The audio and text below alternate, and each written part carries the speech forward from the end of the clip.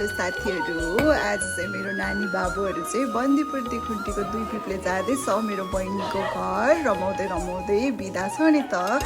अनि Friday Saturday Sunday, Friday गयो Saturday अनि सन्डे फर्किने हो। तर मेरो बहिनी पनि खुसी भएर बहिनीहरूले चाहिँ यस्तो रमाइलो गरिरहेको छ। उनीहरू हेर्नु र भिडियो हेर्दा पनि कस्तो रमाइलो लागिरहेको छ। लट्टे भात पकाइरहेको छ, त्यो पनि आगो फुकेर यस्तो मेहनत गरेर।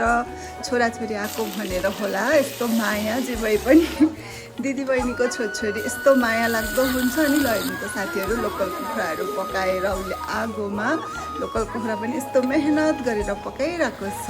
ल हेर्नु, पकाउँदै राति भइसक्यो। दिउँसै पकाइरहेको थियो बिचरा, राति पनि भइसक्यो। आगो फुकेर पकाइरहेछ किनभने अहिले ग्यासको हल्का सर्टेज पनि छ नि त, त्यही भएर उसले चाहिँ पकाइरहेछ। त्यसले पहिल्यैदेखि लोकल कुखुरा चाहिँ मिठो पकाउँथ्यो, अहिले पनि हेर्दा पनि मिठो देखिरहेको छ। ल हेर्नु न, हेर्दै खाउ जस्तो लाग्दो।